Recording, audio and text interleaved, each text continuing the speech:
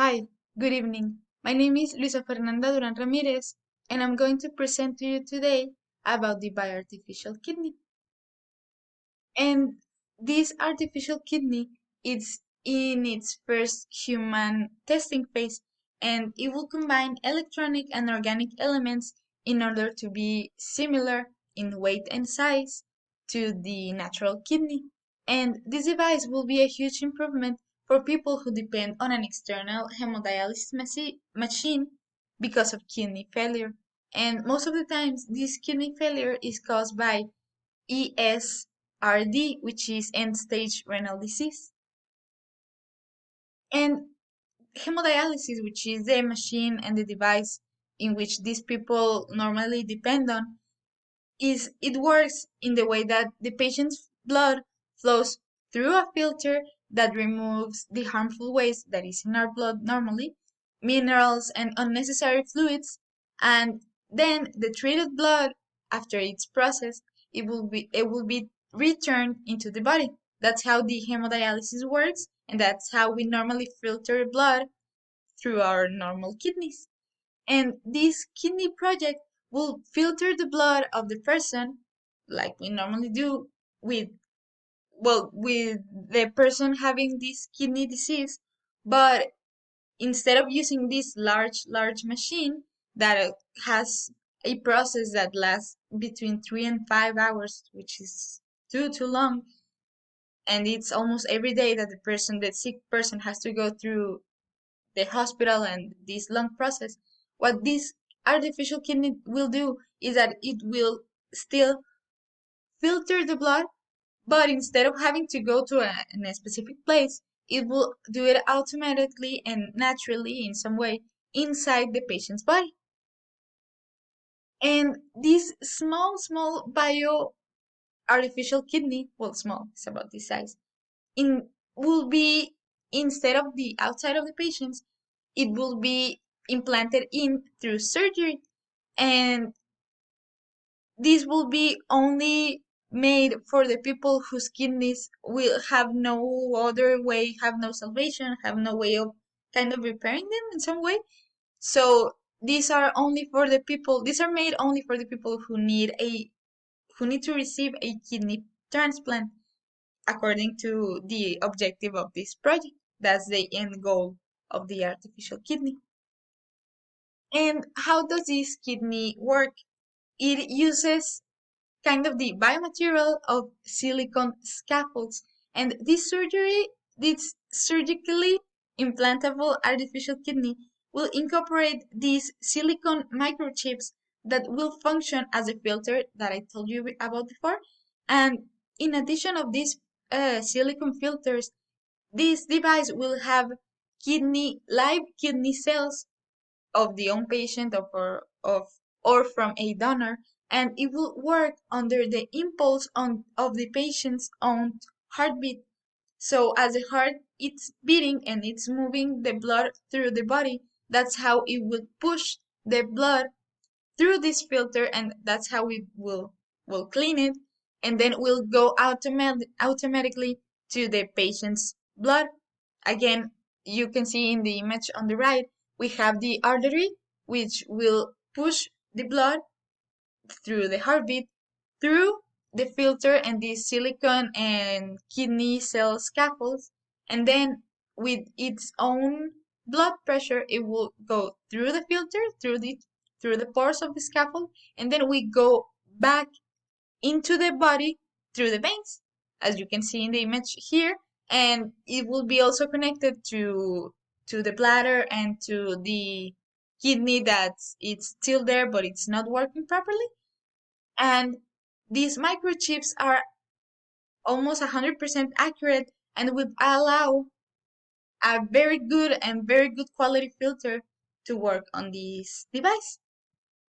And designing the pores of the filter that will be used on the artificial kidney are made, these pores are made one by one according to the function they will be performing.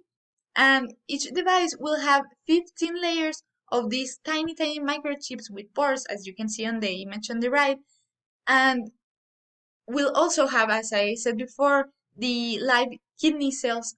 And these kidney cells, what will do will be growing and multiplying inside these various lines, these various layers of microchip pores.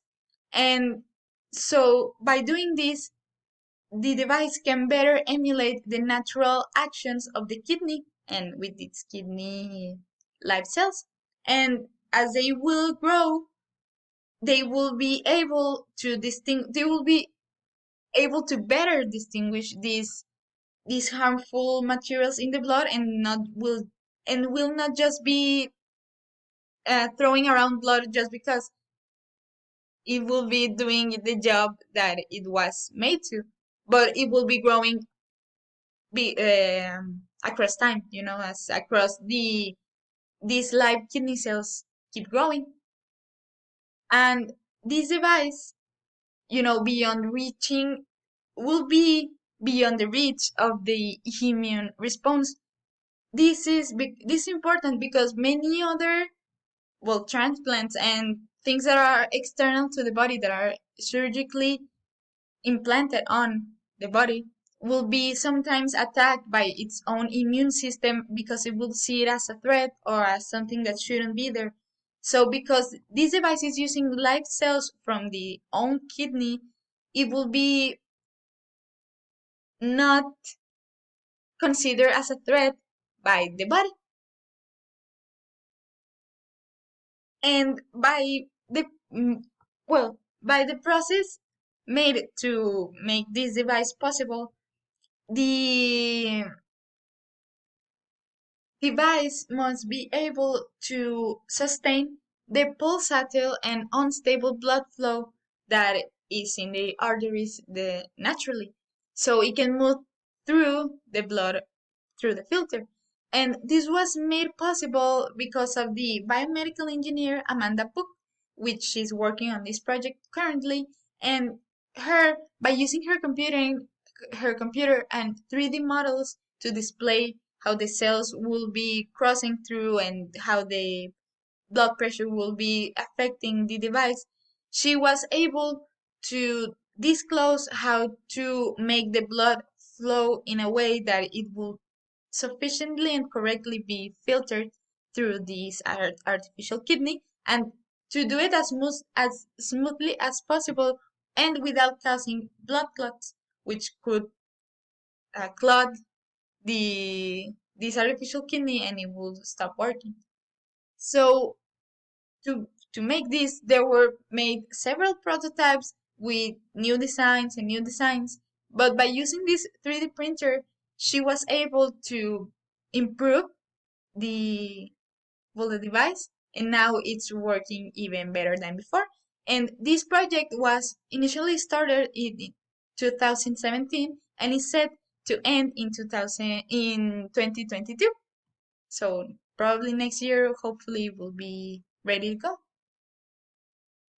And into the statistics of and by the statistics also the importance of a device like the artificial kidney relies on that. According to the American Kidney Foundation in the United States, more than 406,000 people have ES, ESRD, which is the end stage renal disease that I talked to you about before.